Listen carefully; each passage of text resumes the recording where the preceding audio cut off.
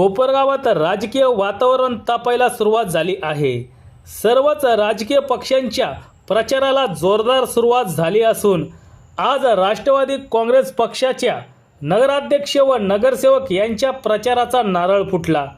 Doctor Babasaheb Ambedkar मैदान येथे आज दुपारी 4 वाजता माजी आमदार अशोकराव काळे यांच्या अध्यक्षतेखाली व राष्ट्रवादी काँग्रेस प्रदेश अध्यक्ष खासदार सुनील तटकरे, महिला आयोगाच्या अध्यक्षा रुपालीताई चाकणकर व आमदार आशुतोष काळे यांच्या उपस्थितीत प्रचाराचा शुभारंभ झाला आहे.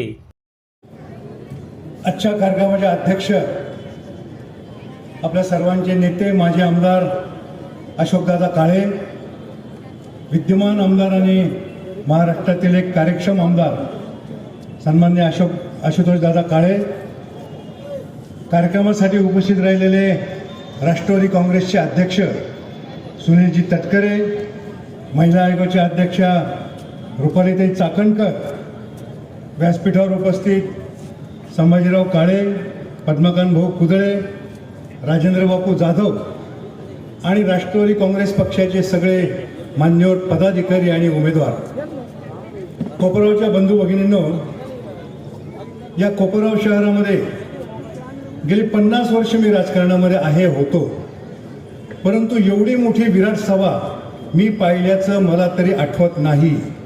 आंबेडकर पुतळ्यापासून अहिंसा स्तंभापर्यंत जी गर्दी असते ती सभा यशस्वी झाली आणि ती सभा विजयाची असते असं समजलं जातं. त्याच्यामुळे आजची ही सभा विजयाची आहे असं समजायला काही हरकत नाही. मला या ठिकाणी अनेक गोष्टी मांडायच्या आहेत, परंतु व्यासपीठावर प्रदेशाध्यक्ष आहेत, रुपालीताई आहेत, त्यांचे विचार आपल्याला ऐकायचे आहेत. मी फक्त सुनीलजी तटकरे साहेब यांना आभार यासाठी मानतो की मी अनेक वर्ष राजकारणापासून बाहेर असताना सुद्धा आपण मला राष्ट्रवादी काँग्रेस पक्षामध्ये सामावून घेतलं. आपल्या राज्याचे उपमुख्यमंत्री आणि अर्थमंत्री अजितदादा पवार यांनी मला बोलवून घेतलं पुण्यामध्ये आणि त्यांनी मला आदेश दिला की काका, तुम्ही सहकारी पतसंस्था चळवळीत काम करता, तुमच्याकडे सहकाराचं जे व्हिजन आहे तसंच व्हिजन तुम्ही कोपरगाव शहराकरता वापरा. एक व्हिजन डॉक्युमेंट तयार करा कोपरगावचं आणि आशुतोष दादांच्या नेतृत्वाखाली तुम्ही माझ्याकडे या, पाहिजे तेवढा मी निधी देईल, पैतीला अजिबात कमी पडणार नाही.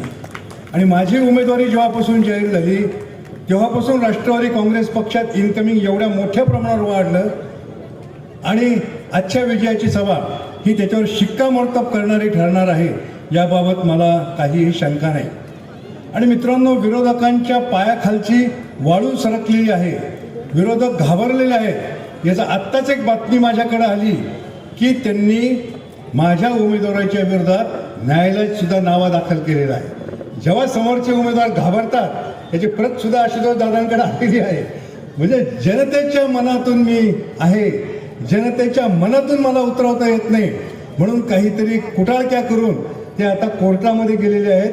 त्यांच्या दाव्यामध्ये कुठलंही तथ्य नाही आणि त्यांनी आत्तापर्यंत जे काही काम केलेलं आहे, आशुतोष दादांनी जो काही निधी आणलेला आहे त्या प्रत्येक कामामध्ये खोडा घालण्याचं काम केलेलं आहे, न्यायालयात जाण्याचं काम केलेलं आहे. पण त्याला आमचे सगळे आशुतोष दादाची भक्कम कार्यकर्त्यांची फळी, सुनीलजी गांगुले असतील, मंदारजी पहाडे असतील, वीरेनजी बोरावके असतील, कृष्णाजी आढाव असतील, हे सगळे त्याला पुरून उरलेले आहे आणि कोपरगावमध्ये विकासाचं काम मोठ्या प्रमाणावर झालेलं आहे. अनेकदा विचारलं जातं 3000 कोटी रुपयाचा निधी कुठे गेला. मित्रांनो, माझ्यासमोर एक माहितीपत्रक आहे. 3000 कोटी रुपयाचा निधी कुठे गेला याचं उत्तर आम्ही तुम्हाला या पत्रकातून दिलेलं आहे. आणि खोटं बोल पण रेटून बोल हीच त्यांची नीती आहे. इसाप नीतीसारखी त्यांची नीती आहे. ही पद्मकांत भाऊ आपण गेले अनेक वर्ष अनुभवलेली आहे. तर या इसाप नीतीला आपण हाणून पाडायचं आहे.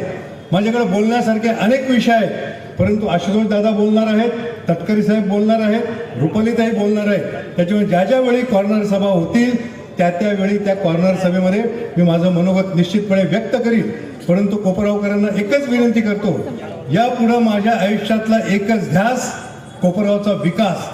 माझ्या श्वासात श्वास असेपर्यंत दिवसा आणि रात्रीचे 24 तास मी कोपरगावकरांसाठी उपलब्ध आहे.